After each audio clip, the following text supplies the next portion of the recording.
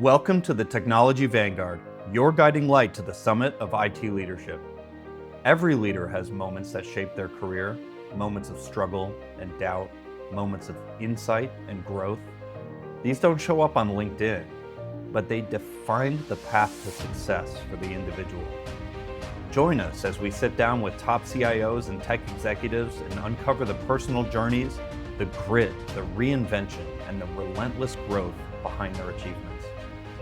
This isn't just about IT strategy, it's about the human side of leadership and growth, offering a clear roadmap for every IT professional aiming for leadership. Get ready to explore the stories that really matter. This is the Technology Vanguard. Okay, Fede Rodrigo, guest number 3. Great to see you, my friend. Nice to see you, and thank you, Bob, for being here. Thank you for being here. So, Fede is a global CIO, an author of a book called How to Become CIO and Succeed. Very good book. I bought a copy myself, reading it currently. That's right. Yeah, it's great so far. I can't wait to read the whole thing.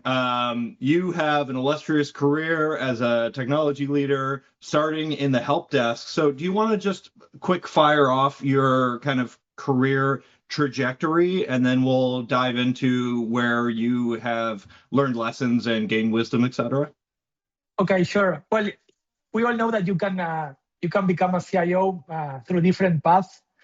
Mine was pretty straightforward, I would say. When I was younger, I really fell in love with computers, with assembling, disassembling, with the memory cards, with the video cards. So while I was in school, I was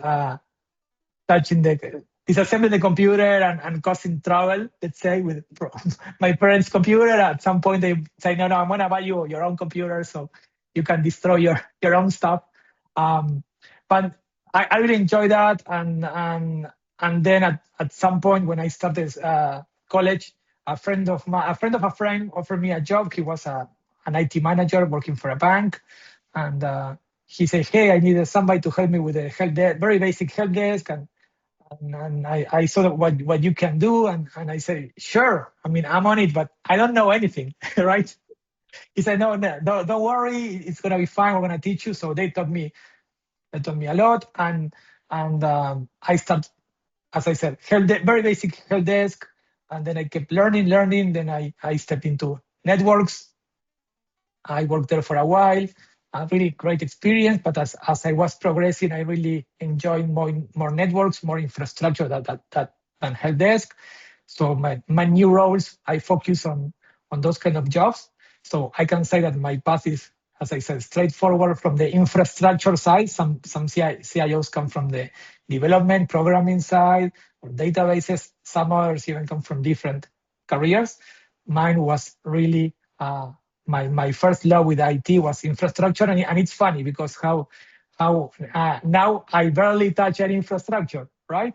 But we will talk about that later. Anyway, I kept progressing, and at some point, somebody saw something in me and say, "Hey, I have a managerial role. It's gonna be technical, Basically, you should manage a few technicians around Latin America." And I said, "Sure, let's do it." Really. Stepping out of my comfort zone for the first time, right? I started doing that. I started enjoying it. I liked it. And then another managerial position came. I was an IT manager for a company here in Uruguay.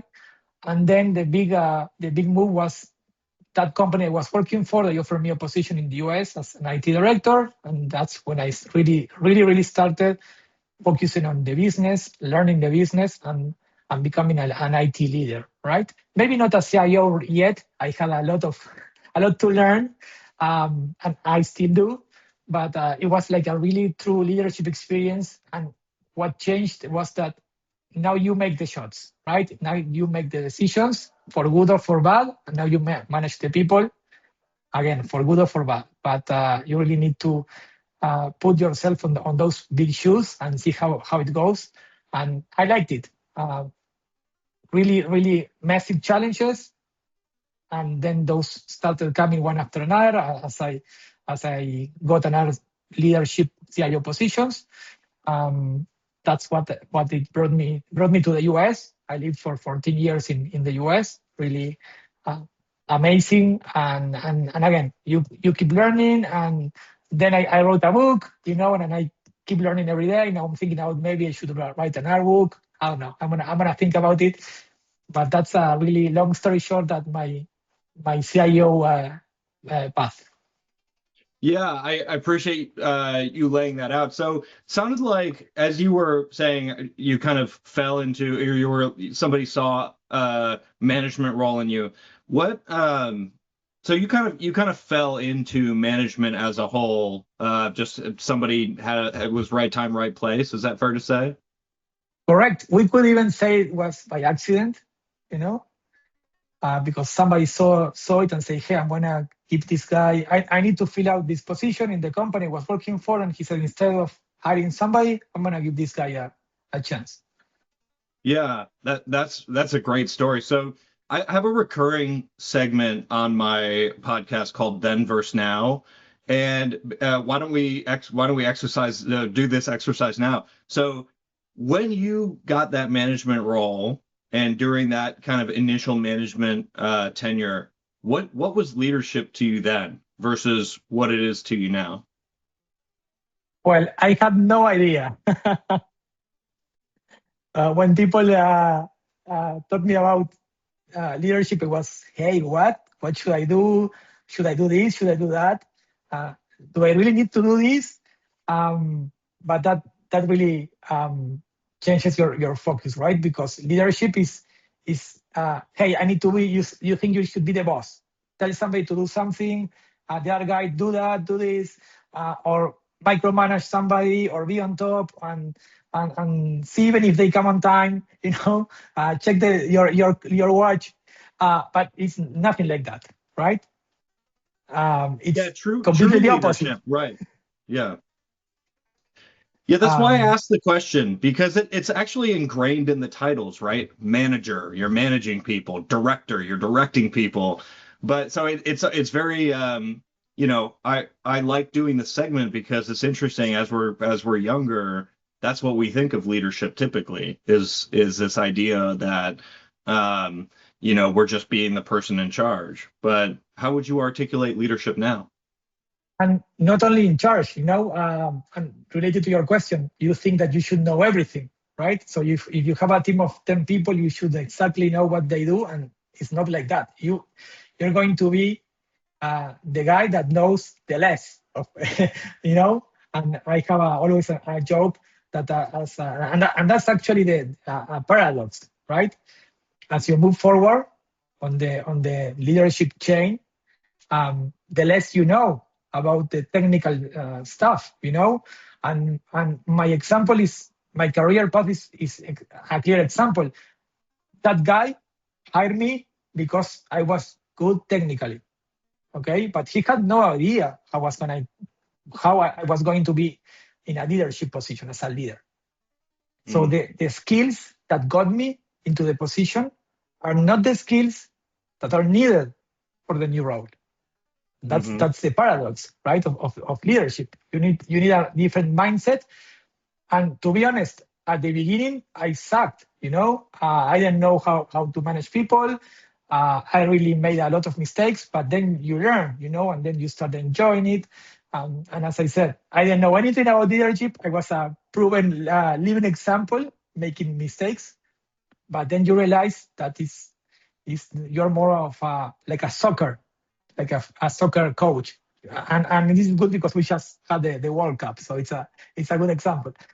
The important thing is the team, and you're gonna be judged how the team based on how the team performs. If the team is doing a great job, perfect. It's everybody's accomplishment, not yours. Everybody's, but if the team is not performing well, you are the responsible person. Sorry. And so what happens with soccer coaches when their team don't perform? That they are sacked. So it's the same concept. Not that you're gonna be sacked, but it's that the blame is on you. And you need to do stuff to fix it. So it's not about you anymore. It's about the team. Yeah, I appreciate you articulating that. So along your career journey, can you tell us about a time where you were really kind of down and out or struggling, took a punch to the face, like So many. Physical ones or No, metaphorical ones? luckily, no, Okay. metaphor. um, I don't know, like from meetings in which you are talking with a vendor, with a client, with a coworker, and somebody starts um, not talking to you properly in a disrespectful way. That's something that has happened to me several times, um, and that's a difficult one because you are in the heat of the moment and you are tempted to reply and maybe that's what they want, right? But you need to you learn with time that the best thing you can do is be calm. You are representing a team. Many of you see you as a role model. Those guys maybe were in that meeting with you, so they are expecting you to behave in a certain way, and the worst that somebody would treat you in a meeting or in a, I don't know, at work, the more you need to be professional.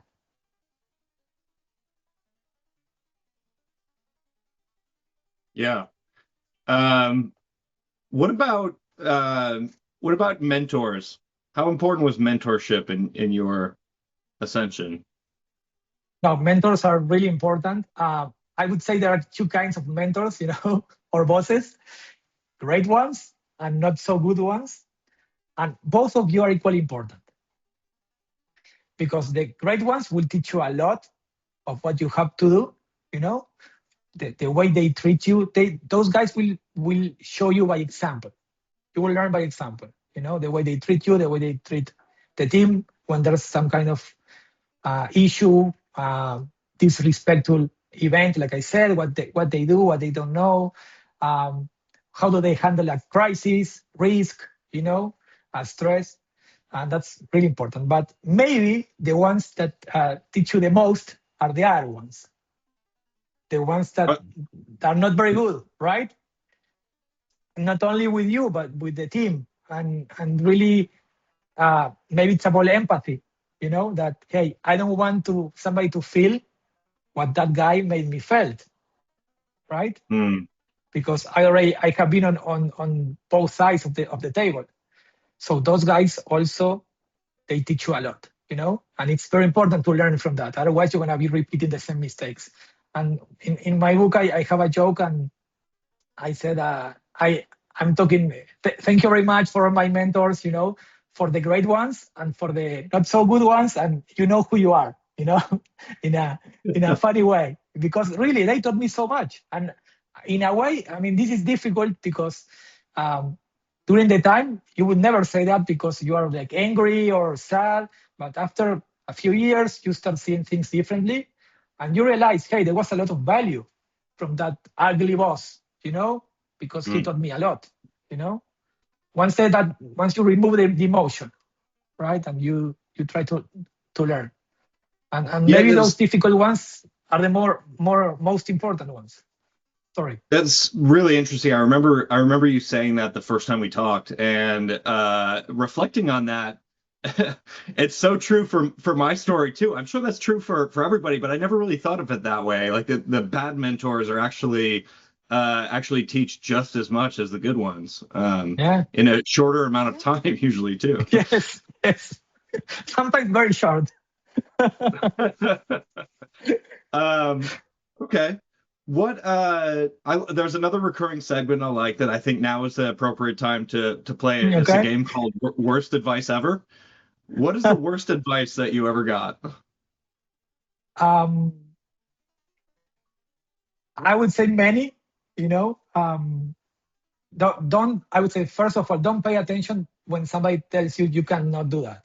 You know, you go try it. Maybe you're not gonna be able to do it, but don't pay attention to those people, because they exist, and they will tell you, hey, you will never gonna be an IT leader, never gonna be a CIO. They don't know that. Maybe you don't know it either, but try it. And in order to try it, and this is related to the second worst advice, get out of your comfort zone.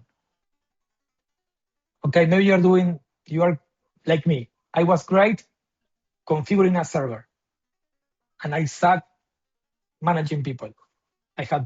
Somebody might have told me, no, you keep doing this. Technically, that's what you like, that's what you love.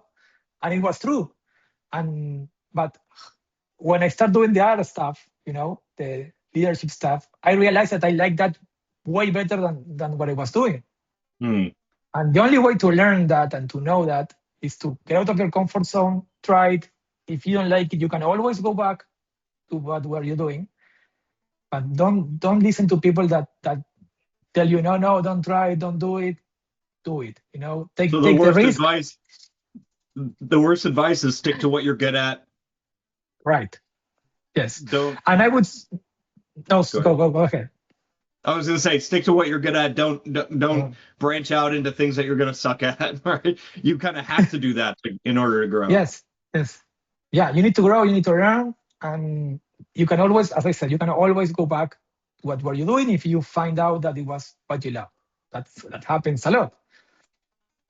So the inverse, that question, what is the best advice that you ever received from a mentor? I would say, if your mentor or you're gonna ask somebody to do something, you should be prepared to do the same. So to lead by example. And let me give you a couple examples. If I'm gonna ask somebody to work on site 5 days a week, I should be on site 5 days a week. If I'm gonna ask somebody, I don't know, to go to a remote, dangerous place, I should be maybe not going, but no, I should either go with him the first time or be on the phone, be monitoring the situation. The same if we have to do these examples are a little extreme, but let's say we need to make an update or an upgrade at 2 a.m. on a Saturday. I should be up, Maybe I don't have to go to the office because it wouldn't make any sense, but I should be up and ready and on the phone and talking to people and supporting them, or show up with pizza. I don't know, but that's really the best thing, And I had a boss once. We had a mess with the phones. I don't remember, but it was not all the IP phones. This was a lot of years ago. All the phones were not working, so we need to go every phone and switch the port below the desk. So you literally had to step below the desk, with your working clothing between the dust and God knows what was there. And we had to do it because there was no other way. And the guy did with us, And I saw the CIO, or at that time, behind the desk full of dust with his impeccable clothes, and he did, and all his hands dirty, and that teaches you a lot, because the guy was willing and he did what he asked from you. Mm-hmm. He led by example. That's a good one. Yeah. Okay. What about, before we dive into, I want to talk a little bit about the CIO role in particular, especially seeing as you wrote a book about it. But before we do that, what are some of the, I feel like you've articulated some of your personal values, but is there anything else you would add on to what your personal values are that guide how you lead and how you kind of execute the CIO role? I think that you should, or at least what I like is I have a lot of curiosity. I like to learn new stuff every day. Because leadership is not about having the best or the greatest idea. It's just about creating an environment for people to thrive. Um, I think that's a really, really important value, and I think that's why I end up probably writing a book. Because I wanted to. Of course, I wanted to. I wish I had that book when I started, but I really wanted to share my experience with people, so maybe they don't have to go through all the things I had to, and maybe that they will make their path, their way a little easier. But to go back to your question, curiosity, learning new stuff, be open-minded. Change is inevitable. Maybe you have one opinion today, and you will have a complete opposite opinion in 3 months, especially in IT. And embrace that, and be curious, learn, and if you have to reverse course, let's do it. Yeah, I love it. That was my next question I wanted to ask you is why did you write the book? I mean, it's literally how to become CIO, so I feel like it's kind of self-explanatory. Perfect for this show. This show is all about how to grow in your career, in your IT career. Everyone can find this book on Amazon. Oops, the camera's not picking it up. Oh, there it is. There. Everyone can find that on Amazon. It's called How to Become CIO. But Fede, could you give us just, one kind of piece of advice for somebody who's earlier in their career, that you think that you wish that you had when you were younger, that maybe it would have helped you kind of grow into the leader that you are today a little bit faster? I would say don't focus only on technology. Technology changes, technology evolves. Maybe you learn something today that's going to be worthless in 6 months. Focus on the business. Understand the business. You work for a company. Understand what the company does. Understand how you can provide, how you can generate, how you can create value. Because it's kind of easy to learn, technology, or everybody can do that. Not everybody is willing to learn the business. And once you change that mindset and the business sees you as somebody that's trying to create value for them, many questions are not needed anymore because they stop asking about the technology. That's a really good one. I was going to ask you, are we looking at personal or professional as you kind of started that answer? But I guess that leads to the question. So that's like a personal growth. That's a professional growth. What about personal? No, I think it's very related, right?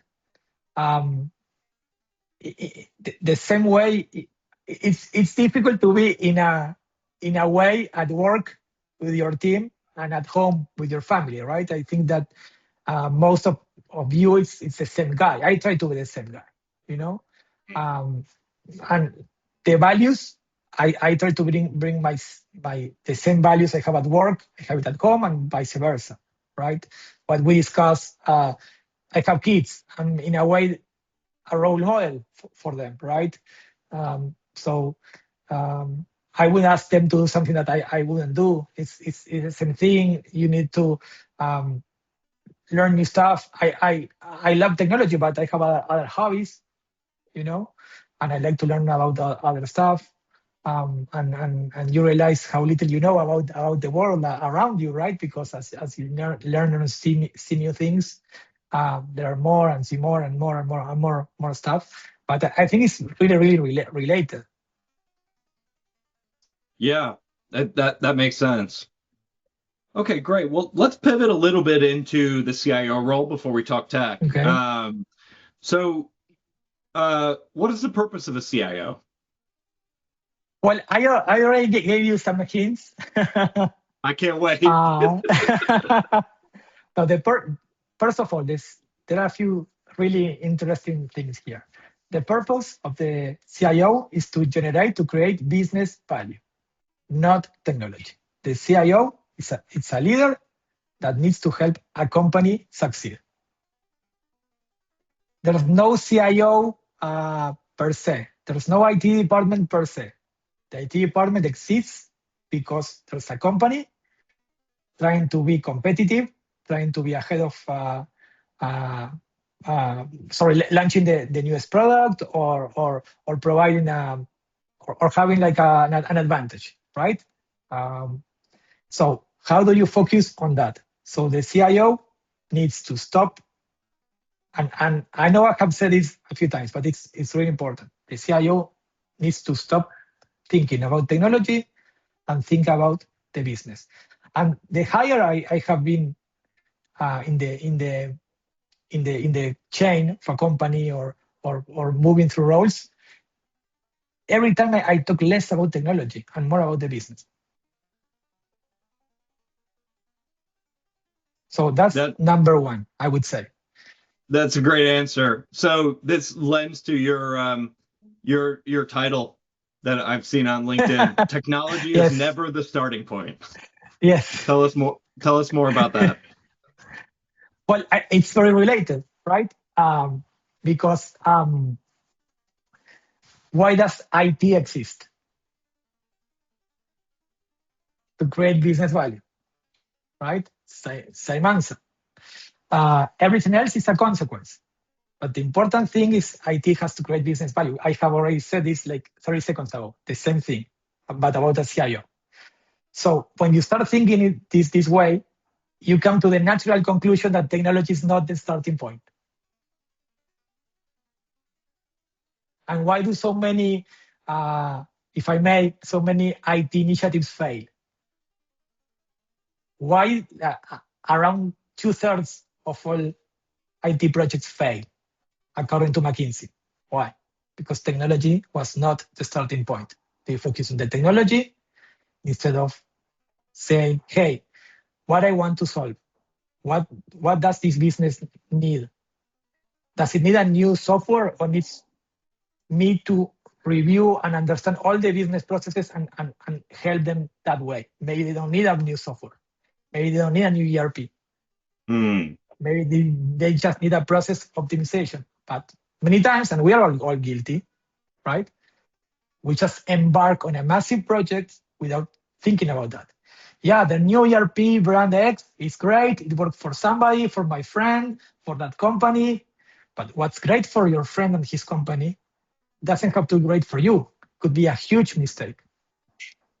So learn the business, understand how we can create value, understand what the business needs, and then we make the decision, not the other way. Yeah, that's really great. So it's so interesting. I had not seen that stat about so many IT initiatives failing, but that makes a lot of sense because I have seen it kind of firsthand in my career working with other IT executives. So yeah, I love the way that you articulate that. So I would assume, I don't want to dive too early into the AI conversation, but this is a perfect example, right? All these companies are starting to adopt AI. Yes. And it's, in many cases, I think it's a technology first move, unless it's really well vetted and there's kind of a purpose behind it. I mean, in some cases, there's organizations that are literally just adopting it to have their employees experiment with it and try to find use cases. So yes. how do you feel about that kind of approach, and how do you think companies should be approaching AI? Well, I mean, experimenting with the AI, it's great. It's amazing. I think if companies can do that, that's a great move because you get familiarized with the technology, you bring the technology to all your employees, and it's probable that many great ideas will come up. But let me go back to my catchy phrase. Technology is not the starting point. Most of AI initiatives, like IT initiatives, fail the same way, same pattern. Because many companies, and again, I'm not blaming anybody, we're all guilty of this. We talk about AI. but we don't talk about what the business needs. AI is the consequence. It's another tool, another great technology that we don't know what's going to happen with AI. It has the possibility of changing everything. So far, it hasn't. It has made us way more productive. But we still need to go and show up for work and make corrections. Actually, since we are diving into AI, there are some things that there's a joke. Actually, I'm gonna start with a joke, if you don't mind. And I use AI a lot, and I can see both personally and at work. Nobody can say we're not more productive. We are way more, 10 times, 20 times. I don't know, but we are. I feel I do things way quicker. But the joke actually is asking ChatGPT or any other tool to write something for us or creating code, 30 seconds, right? Editing, 3 days, 4 days. Yeah, I think that is so true in our world right now. I mean, there's select examples where that's not necessarily the case, but the broad from a broad perspective, the vast majority of AI use cases, that is still true. Yeah. I really don't see how somebody could replace a person with AI. Some people say they have. I haven't, and I don't see that. Maybe very specific roles could be, but for roles in which you need to think and really add your value, your perspective, I don't see that happening. At least for now, as I said, nobody knows what's going to happen in 2 years. Maybe we're going to be all out of our jobs, but at this point, I really don't see it that way. Because there are 4 things that the AI doesn't change, right? It doesn't change leadership. It doesn't change strategy. Your strategy remains the same, right? You're not gonna creating one strategy for AI or one for without it. You have your 2-year, 3-year, 5-year strategy. AI is just another component of it. You need to take care of it. Yes, you need to get that into account. Yes, but it's just another component of your overall strategy. Your business acumen, understanding the business, that doesn't change that. AI is not going to understand the business for you. It can get a pretty good idea, but it's not going to understand it the way you can. And then your judgment, you know, something as simple as a piece of coding.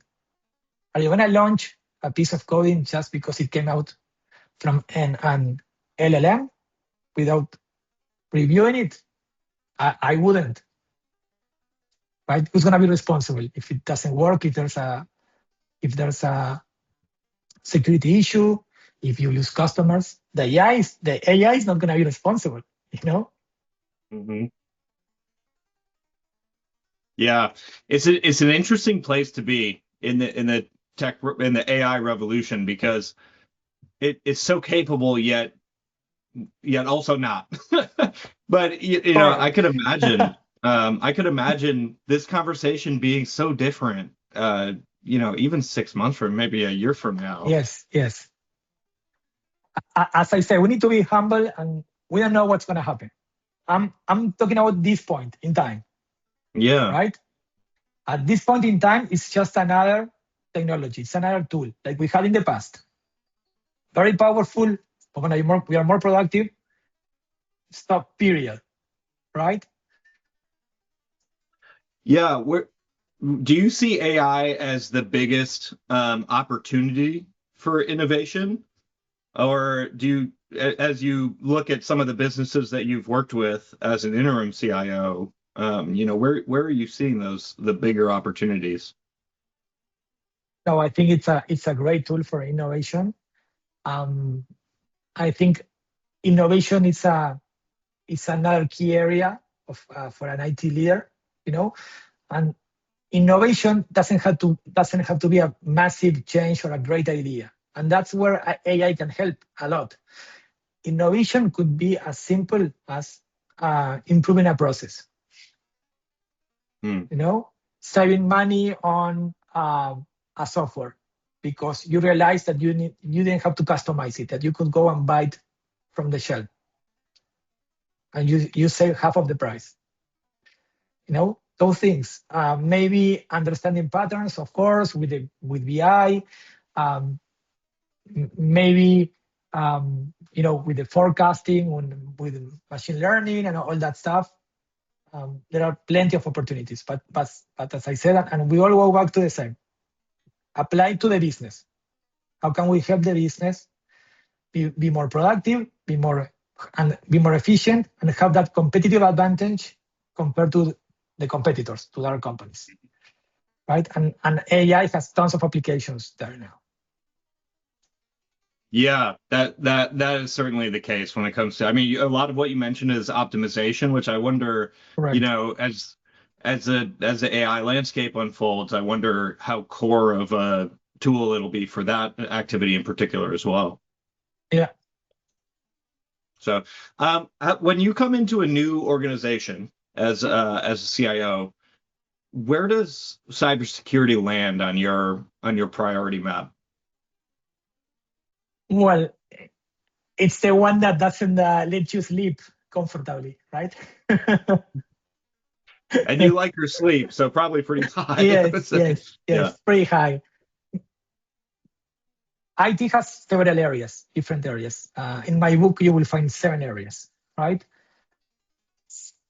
Some areas are like well-defined, let's say, start here and up here. Cybersecurity doesn't start and doesn't end.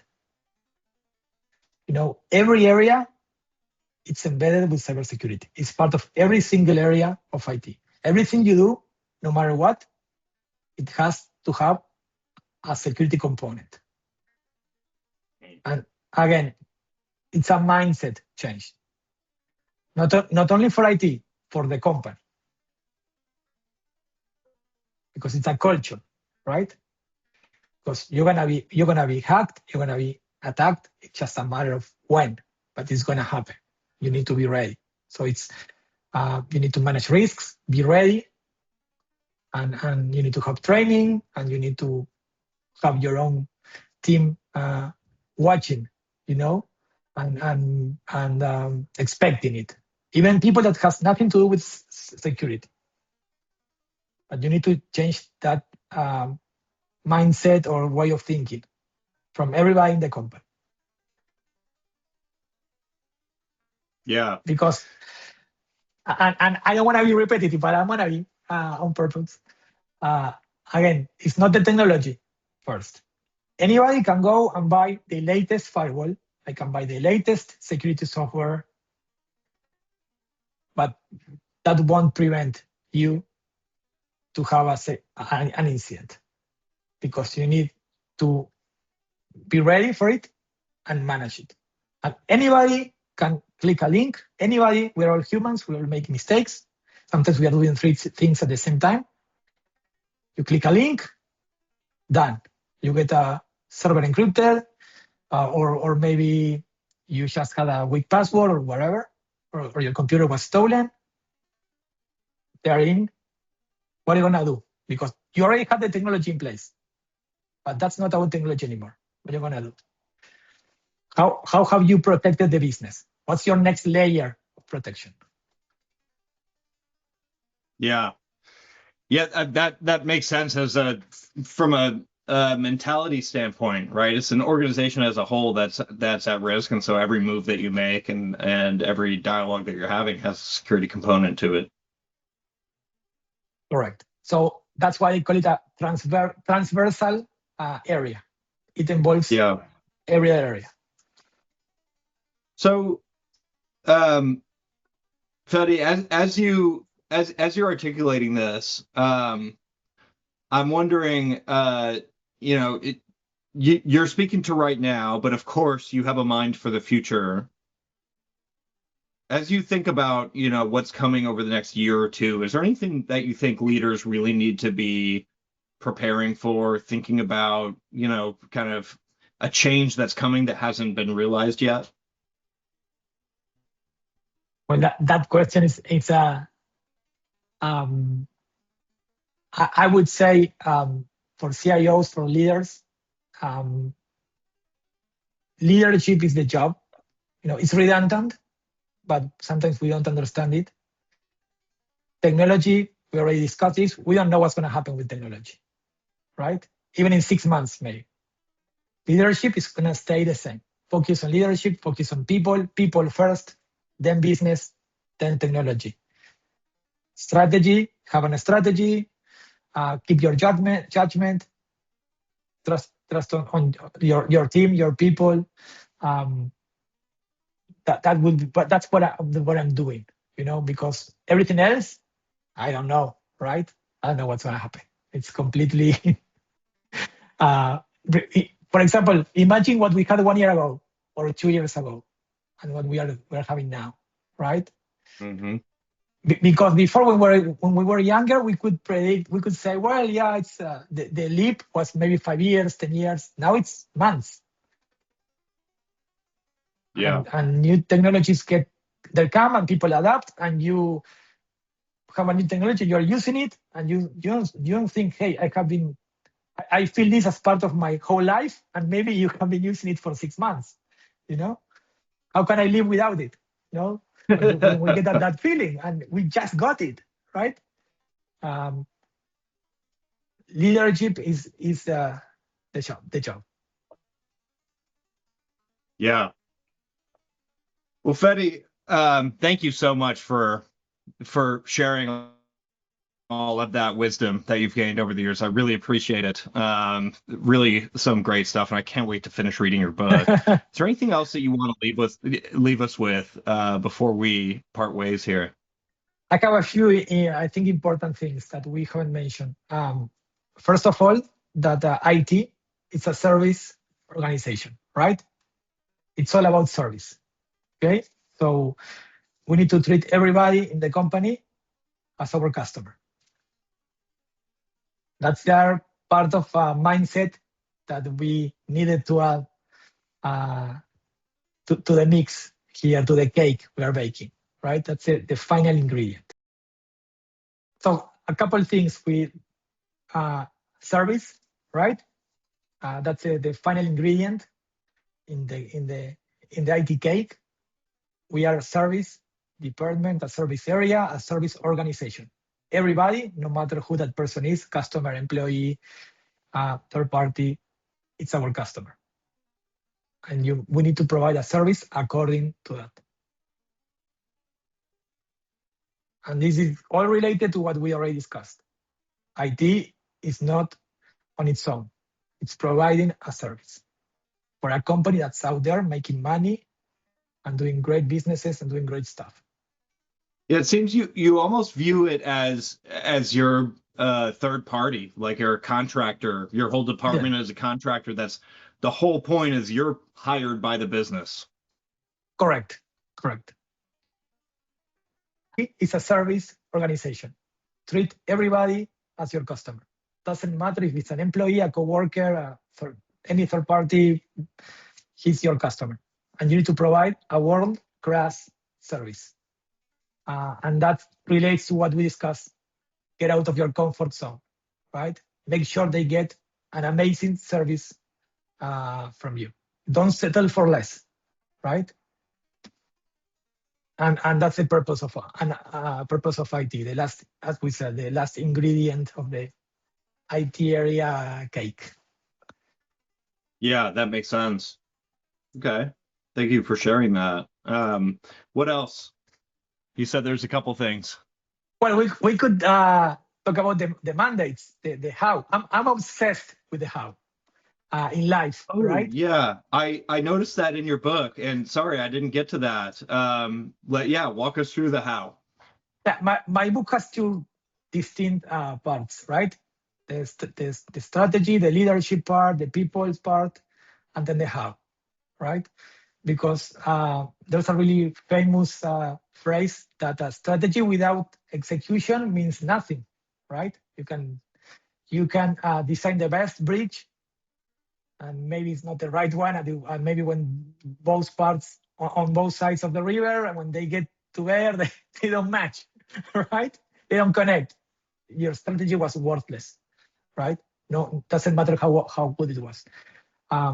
So how we do this? How we make sure IT creates business value? How to make sure it's a service area, right? With the 3 mandates, right? Number one, it's the easy one, I would say. It's the foundation, operational excellence and security. Keep everybody safe, make sure all the systems run accordingly. If you need to send an email and it takes 10 minutes to send, I cannot go back and talk to that guy about generating value because the guy has a really immediate need that needs to be solved. So the systems need to be working smoothly, okay? The same way with security. If we get breaches every day, there's no point.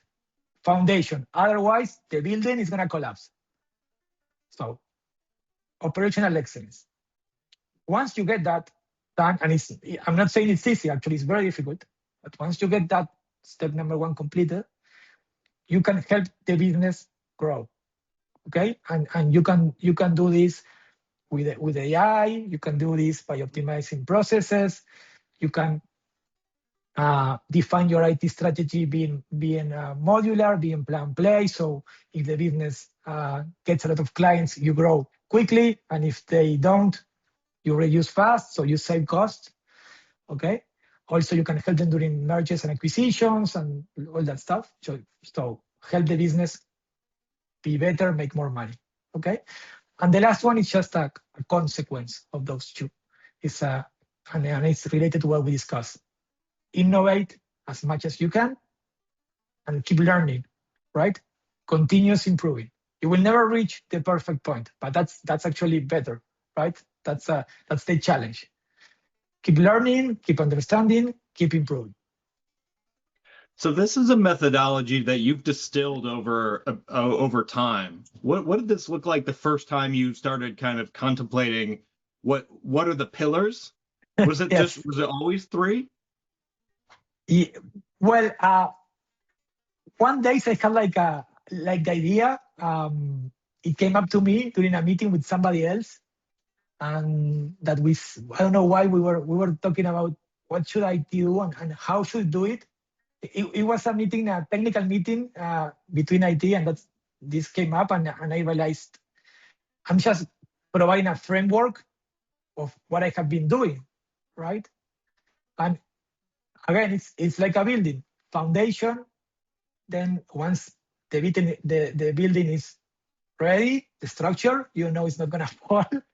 You start improving the business. You put the windows, you put the furniture, you make it look nice, and then you maintain it and make it better. I love that. Yeah. So yeah, I saw a little bit about that. It might have been in one of your posts or something on LinkedIn, but I found it super interesting. I wonder, as I'm interviewing other CIOs, I wonder how that same kind of methodology is viewed from different perspectives, because I think pretty much everything that you said is foundational to running the technology for an organization.